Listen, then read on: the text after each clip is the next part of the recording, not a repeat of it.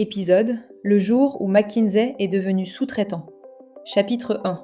La nouvelle qui n'a pas été lue. Le 11 mai dernier, 3 cabinets parmi les plus puissants du monde ont payé pour entrer dans la pièce où on les remplace. La presse n'a pas vu. On regarde. 11 mai 2026, 22h, heure de Paris. OpenAI publie un communiqué qui tient en 4 paragraphes. Le titre est sobre, le contenu paraît administratif. Une nouvelle entité s'appelle The Deployment Company.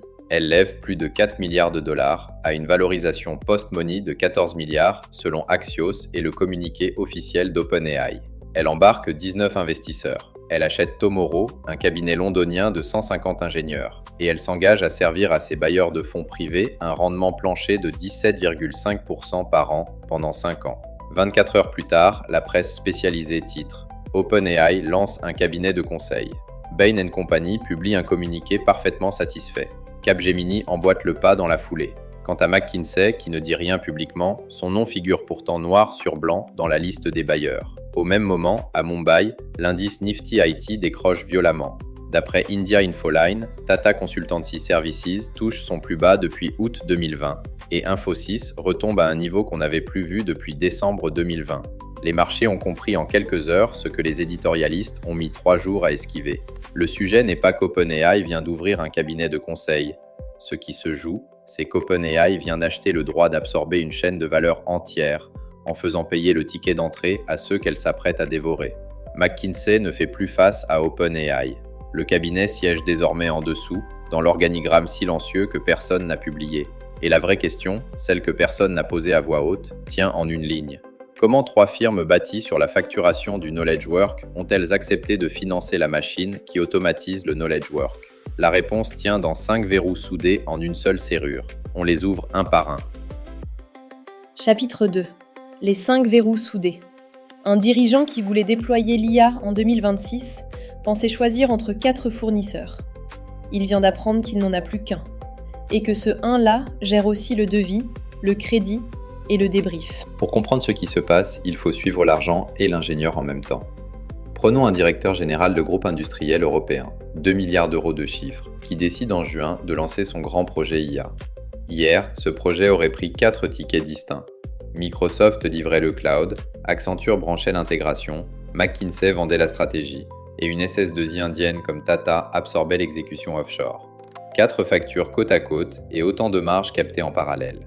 Aujourd'hui, un seul numéro suffit, et derrière ce numéro, OpenAI tient 5 verrous soudés en une seule serrure. Le modèle d'abord. OpenAI affiche un revenu annualisé de 25 milliards de dollars en mars dernier, selon Sacra, et plus de 40% de ce chiffre provient déjà du segment Enterprise. La société n'est plus un laboratoire qui vend des accès API. C'est un fournisseur d'infrastructures cognitives qui veut capturer toute la marge en aval. Puis viennent les ingénieurs. 150 Forward Deployed Engineers arrivent dès le premier jour, via l'acquisition de Tomorrow, ce cabinet anglais créé en 2023 en alliance directe avec OpenAI. Ces ingénieurs ne vendent pas du temps et ne pondent pas de slides PowerPoint. Ils s'installent dans les bureaux du client, ils écrivent du code de production et ils restent jusqu'à ce que le système tourne en autonomie. Le modèle est copié à la lettre sur celui de Palantir, qui a fait 640% en bourse en 5 ans avec exactement cette mécanique, d'après les analyses publiées sur MindStudio. La rémunération suit la rareté. Entre 350 et 550 000 dollars par an pour un FDE expérimenté chez OpenAI, selon les benchmarks de Sandeep Techie. Derrière les ingénieurs, le capital. Plus de 4 milliards levés, à une valorisation de 14 milliards, dont OpenAI garde le contrôle majoritaire. Et au-dessus du capital, la garantie. 17,5% annuel promis aux bailleurs sur 5 ans, soit un retour cumulé minimum de 122%. Le private equity n'a plus à arbitrer entre risque et conviction. Le risque est porté par OpenAI elle-même. C'est précisément cette garantie qui ouvre le 4e verrou. Les 19 bailleurs ne sont pas des inconnus. TPG en lead, suivi de Brookfield et d'Advent, et derrière, une longue file qui inclut Bain Capital, Goldman Sachs et le japonais SoftBank. Ensemble, ces fonds détiennent plus de 2000 entreprises en portefeuille, selon les calculs cités par Capacity. Chacune de ces entreprises est désormais un client préfléché, poussé par un sponsor qui doit lui-même justifier son rendement. Le private equity vient de devenir la force de vente captive d'OpenAI. Et il reste le dernier verrou, le plus subtil. Bain & Company et Capgemini, qui figurent parmi les bailleurs eux-mêmes, sont aussi ceux qui factureront ensuite la conduite du changement chez les clients où Deployco aura déposé ses ingénieurs. Les ateliers de formation et les programmes d'upskilling, sans oublier la révision des processus humains qui suit toujours. Le site américain Silicon Snark a résumé l'affaire d'une phrase qui pique. Le problème de chaîne d'approvisionnement de l'IA résolu en facturant 2 fois. 5 verrous, un seul propriétaire. Le mot exact, ce n'est pas concurrence, c'est verticalité. Chapitre 3. Pourquoi Bain et McKinsey ont signé. On peut payer pour rester dans la pièce. Encore faut-il accepter d'y entrer en deuxième rideau. C'est exactement le calcul que 3 cabinets viennent de faire à voix basse. La question évidente est celle-ci. Pourquoi des firmes de la taille de Bain ou McKinsey acceptent-elles de financer une structure dont la mission affichée est de faire entrer les ingénieurs d'OpenAI directement dans les bureaux de leurs propres clients? La réponse n'est ni romantique ni stupide. Elle est froidement comptable. Prenons le précédent qui a guidé tout le monde parce qu'OpenAI ne s'en est pas caché. Palantir. Cette société a déposé son cours d'IPO à 19 $ en 2021, l'a vu chuter à 6 $ en 2022, puis a réalisé une performance boursière de 640% sur 5 ans. Grâce à une seule chose, le Forward Deployed Engineer. Personne dans l'enterprise software n'avait voulu copier ce modèle avant. Trop cher et trop bizarre, jugeait le marché. Aujourd'hui, OpenAI et Anthropic le copient à la lettre et les firmes de conseil voient très bien ce qui s'en vient.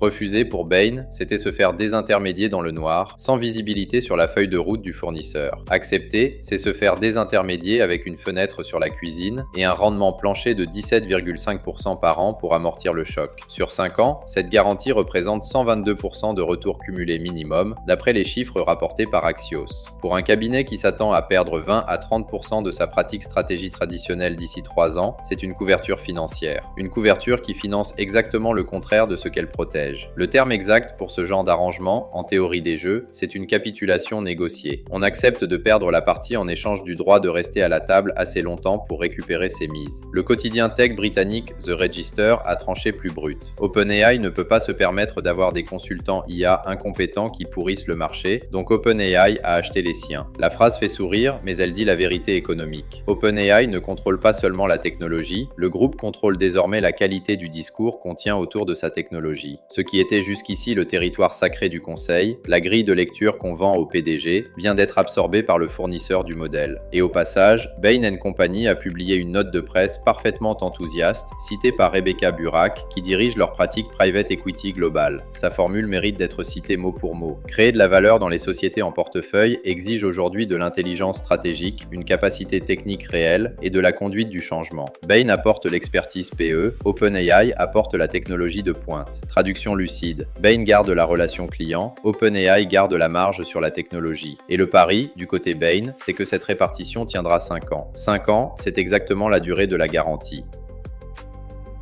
Chapitre 4. Ce que ça change pour un dirigeant. Tant qu'on croit choisir entre Microsoft et OpenAI, on n'a rien compris. Le faux choix de 2026 tient en 3 questions à poser cette semaine à votre cabinet. Si vous êtes dirigeant et vous lisez ça, vous êtes peut-être déjà engagé dans un projet IA avec un grand cabinet. Posons 3 questions concrètes qui n'ont jamais été aussi opérationnelles qu'aujourd'hui. Première question, presque comptable, à qui appartient le modèle de coût du projet? Quand votre intégrateur facture une équipe de 5 personnes pendant 6 mois, savez-vous quelle part de la marge finale revient au cabinet et quelle part repart en silence vers OpenAI via les royalties sur l'inférence et les licences API? Avant le 11 mai, cette question était théorique. Depuis le 11 mai, votre cabinet est devenu actionnaire indirect d'OpenAI à travers son investissement dans Deployco et son intérêt économique est aligné avec celui de l'éditeur du modèle, pas nécessairement avec le vôtre. Question suivante, sur les données comportementales de vos employés. Où finissent-elles? Quand vos équipes utilisent un agent OpenAI pour traiter du mail interne, du Slack ou de la facturation fournisseur, ces interactions nourrissent le RAG, alimentent l'évaluation des modèles et finissent par calibrer les prochains agents. Le contrat type que vous avez signé prévoit-il une isolation stricte de ces données ou laisse-t-il une zone grise dans laquelle votre exception métier devient l'apprentissage d'un modèle vendu ensuite à votre concurrent? Et puis vient la question qui pique, celle du coût de switch dans 18 mois. Si Deployco décide de reprendre le projet en direct parce que votre cabinet ne livre pas assez vite ou parce qu'il devient inutile dans la chaîne, qu'est-ce qui vous appartient encore? Les prompts vous appartiennent-ils? Oui, peut-être. Les évaluations, déjà moins sûres. Mais la couche d'orchestration métier, celle qui code votre logique business, vit déjà dans l'environnement OpenAI. Si la réponse à cette dernière interrogation est tout est dans le cloud du fournisseur, vous n'avez pas un partenaire, vous avez un propriétaire. La clause à exiger dans tout nouveau contrat IA Enterprise s'appelle la portabilité des prompts et des évaluations. Toute interaction critique avec un modèle doit pouvoir être réexécutée demain sur Anthropic ou sur Mistral, voire sur un modèle ouvert hébergé chez vous. Si votre cabinet refuse d'écrire cette clause noir sur blanc, vous savez désormais pourquoi. Et il y a un dernier réflexe à perdre, celui qui consiste à croire qu'on choisit en 2026 entre une stack Microsoft et une stack OpenAI. Choisir entre Microsoft plus Accenture d'un côté et OpenAI plus McKinsey de l'autre, c'est aussi vide que choisir entre deux assurances vendues par le même courtier. Le vrai choix n'a pas encore été posé. Il est ailleurs, dans la prochaine intégration verticale qui se prépare et qui ne sera pas annoncée par communiqué de presse.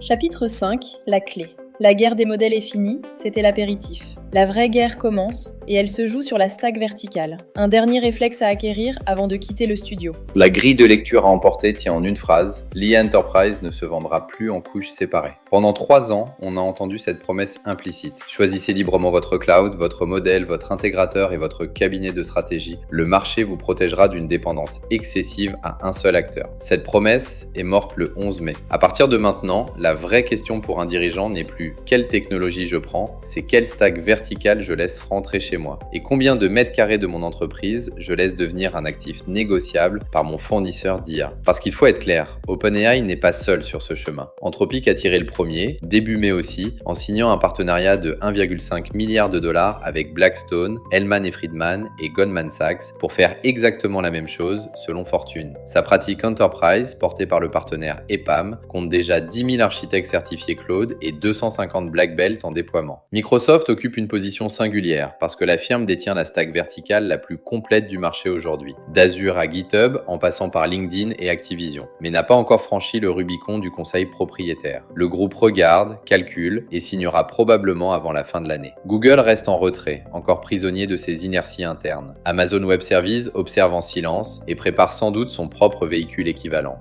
La carte se redessine vite et chaque dirigeant doit arbitrer à quelle stack verticale il accepte de s'attacher pour les 5 prochaines années. Le choix n'est plus technique, il est politique au sens fort. Politique de souveraineté sur les données autant que sur les processus internes et sur la grille de lecture qu'on importe avec le fournisseur. Mais aussi politique de dépendance, parce qu'à partir d'un certain seuil, on ne change plus de stack, on est intégré par elle. Le dernier réflexe à acquérir tient en 2 mots, audit vertical. La prochaine fois qu'un fournisseur d'IA vient vous voir, posez-lui cette question simple. Qui est actionnaire de qui dans la liste de mes interlocuteurs sur ce projet? Le silence qui suivra vous dira tout ce que vous avez besoin de savoir sur le rapport de force qui se prépare. Le seul actif qui reste à un dirigeant pour ne pas se faire intégrer, c'est de comprendre qu'il l'est déjà. La question n'est plus de savoir si, mais de savoir combien. Vous écoutiez le jour où McKinsey est devenu sous-traitant. Merci d'avoir écouté jusqu'au bout. Si cet épisode vous a parlé, partagez-le.